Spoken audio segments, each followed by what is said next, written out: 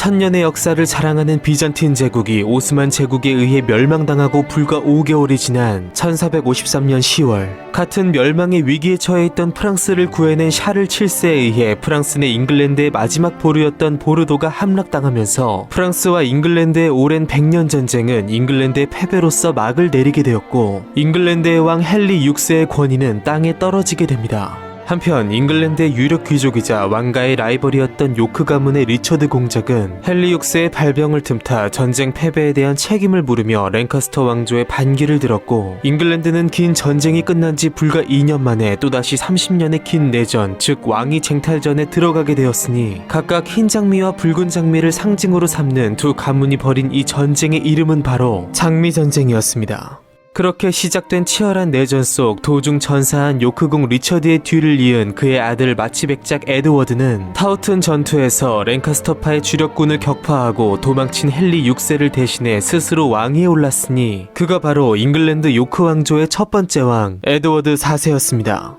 이처럼 새로운 왕의 즉위와 함께 다시 평화가 도래하는 듯 했으나, 에드워드 4세가 결혼을 통해 신흥 세력들을 등용하고 기존의 공신 세력들을 멀리하면서 이들의 새로운 저항을 불러일으켰고, 이러한 에드워드 4세에 대한 반란 세력에 폐위된 선왕 헨리 6세는 물론 프랑스와 부르고뉴까지 가담함에 따라 잉글랜드는 또다시 혼란에 휩싸이게 됩니다. 한편 이로부터 약 10년 전 장미전쟁의 초기인 1457년, 본래 웨일즈의 미미한 가문 출신인 하급 귀족 오웬 튜더가 랭카스터 왕조의 제2대 왕 헨리 5세의 과부였던 발로아의 캐서린과 결혼하면서 상급 귀족의 일원이 된 튜더 가문, 그리고 오웬 튜더의 아들로서 국왕 헨리 6세의 이부 동생이 된 리치먼드 백작 에드먼드와 랭카스터가의 또 다른 반계인 보퍼트가의 마거릿이 결혼하여 아들을 낳았으니, 그의 이름은 바로 헨리 튜더. 조국의 오랜 혼란을 종결시키고 새로운 시대를 열게 될 인물이었습니다. 사실 부계로 전혀 왕실과 관계가 없던 헨리는 목에 역시 혈통상 까마득하게 올라가야만 겨우 왕과 끈이 닿았던 만큼, 혈통으로만 봤을 때 훗날 그가 왕이 될 것이라 예상한 이는 아무도 없었는데요. 그러나 왕족들끼리의 고륙상쟁의 연속이었던 장미전쟁이 랭카스터와 요크 두 가문을 차례로 몰락시켰고 수많은 왕위 계승권자들을 죽게 함에 따라 헨리 투더 역시 훗날 왕위에 접근할 수 있는 특별한 기회를 부여받게 됩니다.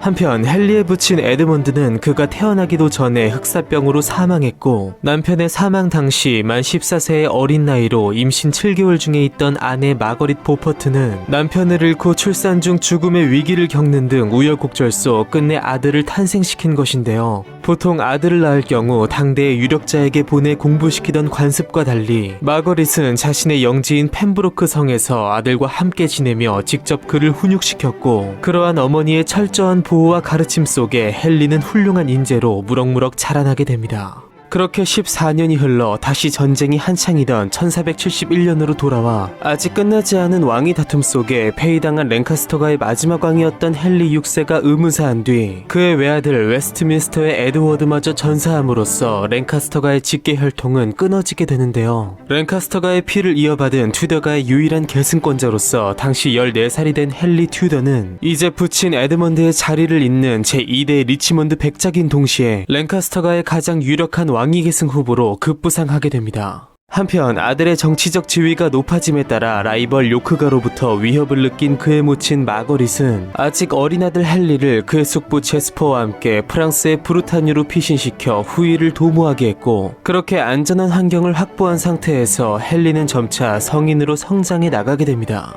그 무렵 헨리 6세의 자녀들까지 제거하고 완전한 권력의 주체로서 자리 잡은 요크 왕가는 이미 30년 전 먼 동양의 작은 나라 조선에서 일어난 계유정난을 방불케 하듯 가족 간에 일어난 왕위 갈등으로 극심한 혼란에 휩싸이고 있었는데요. 38세의 나이로 사망한 조선의 5대 임금 문종이 떠오르듯 요크가의 첫 번째 왕인 에드워드 4세가 40세의 나이로 병으로 사망하면서 12세의 어린 나이로 아버지 문종의 뒤를 이은 조선의 5대 임금 단종이 생각이 떠오르듯 죽은 에드워드 4세의 뒤를 이어 그의 어린 아들 에드워드 5세가 똑같이 12세의 나이로 영국의 새로운 왕위에 오르게 되는데요. 한편 자신의 조카 단종을 폐위시키고 왕위를 찬탈한 조선의 6대 임금 세조가 떠오르듯 죽은 에드워드 4세의 친동생 글러스터 공작 리처드 역시 섭정의 지위를 이용해 조카 에드워드 5세를 폐위시키고 왕위를 찬탈하여 스스로 잉글랜드의 새로운 왕위에 올랐으니 그거 바로 셰익스피어의 희곡을 통해 잘 알려진 요크 왕조의 마지막 왕이자 잉글랜드 플랜테저넷 왕조 최후의 군주 리처드 3세였습니다.